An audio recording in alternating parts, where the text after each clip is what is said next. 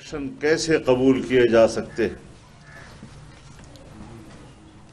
ہر چند کے election commission یہ کہے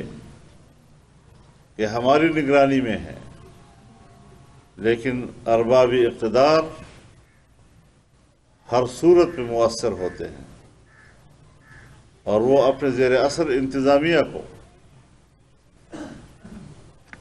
الیکشن میں اپنے مقاصد کے لیے استعمال کر سکتے ہیں اور سرکاری وسائل کو استعمال کر سکتے ہیں۔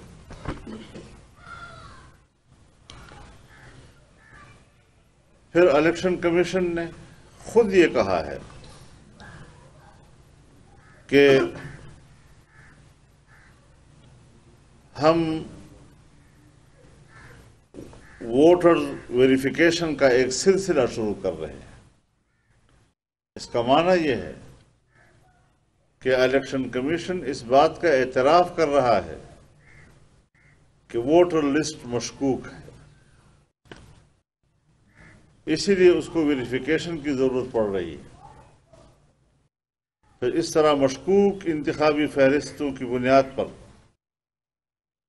الیکشن کرانے کا کیا معنی؟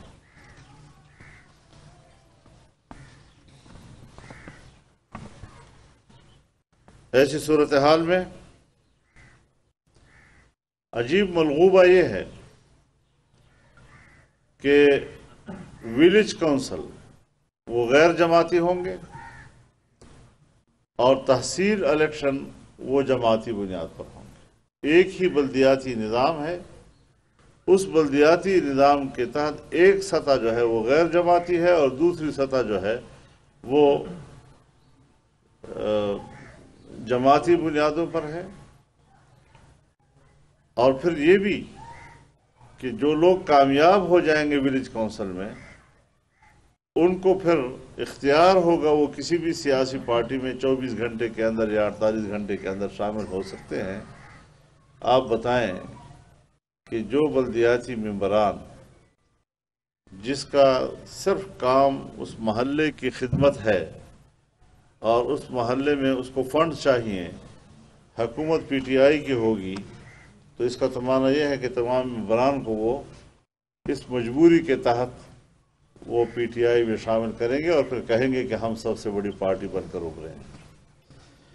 تو اس لحاظ سے ہم اس بلدیاتی الیکشن کو تسلیم نہیں کرتے۔ اس سلسلے میں ہم اپنے ماہرین قانون سے بھی مشورہ کر رہے ہیں تاکہ الیکشن کمیشن کی طرف رجوع کیا جا سکے اور براہ راست ان کے سامنے اپنے تحفظات پیش کیے جا سکیں، تاکہ اس سے آگے پھر ہم مزید قانونی کارروائی کرنے کی پوزیشن میں رہیں۔ تو اس لحاظ سے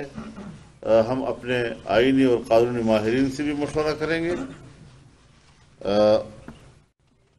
ان کے مشورے سے پھر ہم مزید آگے بڑھنا ہے۔ فوری طور پر اس سے وابستہ ایک اہم مسئلے پر کچھ بات کرنا بالکل ناگزیر ہے کہ تحریک لبیک ان کے کارکن اسلام آباد کی طرف آ رہے ہیں، قطع نظر اس کے کہ ان کا مطالبہ صحیح ہے یا غلط، لیکن ان کا جو بھی مطالبہ ہو اس کے لیے احتجاج کرنا ان کا جمہوری حق ہے،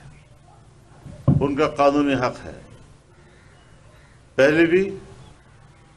لاہور میں ان پر جو تشدد کیا گیا اور انسانی حقوق پامال ہوئے ہیں اس میں، اور اب دوبارہ جب وہ اسلام آباد کی طرف مارچ کر رہے ہیں تو ان پر لاہور میں تشدد کیا گیا، ابھی راستے میں ہیں وہ، انہوں نے دوبارہ اگلے مرحلے کا آغاز کیا ہے، تو انتہائی ظالمانہ انداز کے ساتھ ان پر تشدد کیا گیا ہے۔ کوئی لاہور کے واقعے میں تو 10 سے 12 تک کہا جاتا ہے کہ شہید بھی ہو چکے ہیں ان کے، اور اب دوبارہ جو آج واقعہ ہوا ہے اس میں بھی کافی لوگ زخمی ہیں۔ یہ کون سا اخلاقی رویہ ہے کہ خود عمران خان اور اس کی پی ٹی آئی تو 126 دن کا دھرنا ڈی چوک پر دیتے رہے، اور اب اگر یہ لوگ آتے ہیں مظاہرہ کرتے ہیں تو ان پر تشدد کیا جا رہا ہے، کس بنیاد پر آخر؟ اور قانون کی نظر میں یہ فرق، اتنا بڑا فرق کیوں؟ اور پھر عجیب بات یہ ہے کہ جب نواز شریف کے خلاف ان کا مظاہرہ تھا تو وہ ٹھیک تھا، لیکن عمران خان کے خلاف مظاہرہ جو ہے وہ بالکل غلط ہے اور وہ قانون کو ہاتھ میں لینے والی بات ہے۔ تو اس لحاظ سے ہم حکومت کے ان ظالمانہ ہتھ کنڈوں کی مذمت کرتے ہیں اور مطالبہ کرتے ہیں کہ ان کو اپنے احتجاج کا حق دیا جائے اور معاملات کو قانون کے دائرے میں شائستگی کے ساتھ حل کیے جائیں۔ صرف یہ نہیں کہ وہ چونکہ ایک مذہبی لوگ ہیں تو مذہبی لوگوں کو آپ نشانہ بنائیں اور دنیا کے سامنے دکھائیں کہ یہ لوگ تو انتہا پسند ہیں۔ کوئی انتہا پسند نہیں، ایک مطالبہ ہے ان کا اور اس کے حق میں وہ مظاہرہ کر رہے ہیں، اور اس کا حق جمہوری ماحول میں ہر پارٹی کو ہوا کرتا ہے۔ مولانا صاحب یہ فرمائیں کہ بلدیاتی انتخابات کے حوالے سے 2-4 دن پہلے آپ کے مشاور سے بھی ہم نے گفتگو سنی، باقی جماعتوں سے بھی آپ نے رابطہ کیا، کیا باقی جماعتیں بھی آپ کے اس موقف کی طرف آ رہی ہیں کہ بلدیاتی انتخابات جو ہیں ان میں حصہ نہ لیا جائے، کیونکہ یہ جن کے ضائع میں حصہ لینا وہی غلط ہیں؟ بائیکاٹ وہ ہمارے زیر غور ہے، ہم بائیکاٹ کریں گے بالآخر، اور کوئی راستہ اگر نہ ہوا تو پہلے ہم یہ کہنا چاہتے ہیں کہ یہ انتخابات منسوخ کر دیے جائیں۔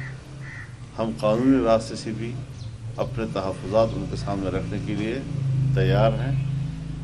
لیکن اگر وہ بالفرض ہم پر امپوز کرنا چاہتے ہیں اور ایک جعلی حکومت کی چھتری کے نیچے،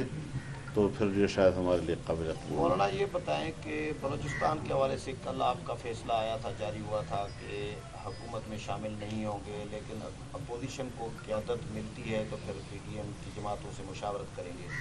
اس کا مطلب ہے وزارت اعلیٰ، مطلب اگر اپوزیشن کو ملتی ہے تو اپوزیشن کو وزارت اعلیٰ کے حوالے سے بھی کلیئر کریں، اور دوسرا اگر اس وزیر اعلیٰ کو ووٹ دیں گے یا نہیں دیں گے، حکومت میں شامل ہونا الگ بات ہے، ووٹ دینا وزیر اعلیٰ کو الگ ایشو ہے، تھوڑا سا یہ باتیں جو ہیں، جو جتنا میں فیصلے میں لکھ چکا ہوں اب تک تو اتنا ہی ہے، اور پھر جتنا معاملات آگے بڑھتے جائیں گے آپ کو بتاتے جائیں گے۔ مولانا صاحب یہ بتائیے گا کہ وزیر اعظم نے کہا ہے کہ سختی سے نمٹا جائے اور ان سے راستے کلیئر کرائے جائیں، اور کسی بھی صورت پی ایل پی کو جہلم جو دریا ہے اس کو کراس نہ کرنے دیا جائے، رینجرز تعینات کر دی گئی۔ تو کیا اس طرح ملک میں جو پرامن احتجاج کرنے آ رہے ہیں، ابھی تک ان کی جانب سے کسی قسم کا کوئی جو سرکاری املاک ہے ان کو نقصان نہیں پہنچایا گیا؟ اگر وہ اتنا جائز ناجائز کو دیکھتے ہیں تو خود اعتراف کر لے کہ میں خود ایک ناجائز حکمران ہوں اور مجھے راستے سے ہٹ جانا چاہیے۔ تو ہم تو اس کو راستے سے ہٹانے کے لیے میدان عمل میں ہیں، اور جب ہمارا مطالبہ ہی ایک ہے کہ عام انتخابات کرائے جائیں، تو پھر عام انتخابات کے بعد ہم کوئی بلدیاتی الیکشن قبول نہیں کر سکتے، اور جعلی حکمران جو ہے ان کی یہی کہ نہ ملک کو معیشت دے سکے، نہ عام آدمی کو روزگار مہیا کر سکے، اور پتہ نہیں 50 لاکھ گھروں کا اس نے اعلان کیا تھا، وہ 50 لاکھ گھر کہاں ہیں؟ وہ 1 کروڑ نوکریوں کی بات کی تھی، وہ کدھر ہیں؟ وہ 300 ڈیموں کی بات کی تھی، وہ کدھر ہیں؟ پورا ملک غرقاب ہو گیا ہے اور زمین پر بیٹھ گیا ہے ملک کی معیشت، اور اب بھی یہ لوگوں سے کہتے ہیں کہ ان کو مت آنے دو اسلام آباد کی طرف۔ اسلام آباد تمہارے باپ کی جاگیر نہیں ہے کہ یہاں ناجائز طور پر تم بطور حکمران بیٹھے رہو گے اور کوئی پاکستانی شہری یہاں اگر اپنے احتجاج نوٹ نہیں کرا سکتے۔ مولانا یہ بتائیے گا کہ آپ نے جو بلوچستان کے حوالے سے بات کی، ظاہر ہے آپ کی بات چیت سب سے چل رہی ہے، آپ کے وہاں اتحادی بھی ہیں، تو کیا ہم یہ کہہ سکتے ہیں کہ جو بھی فیصلہ کریں گے آپ سارے اتحادی جو ہیں وہ مل کر کریں گے یا الگ الگ فیصلہ؟ یہی طے ہوا ہے کہ جو بھی اگلا فیصلہ ہوگا، یعنی ایک فیصلہ تو طے ہے کہ ہم نے ان لوگوں کے ساتھ حکومت نہیں بنانی چاہیے۔ ہم حکومت یہی کے ساتھ یا باپ کے ساتھ؟ باپ کے ساتھ بھی تو بعد میں اگر اندر آئے گی تو اور معاملہ خراب کرے گی۔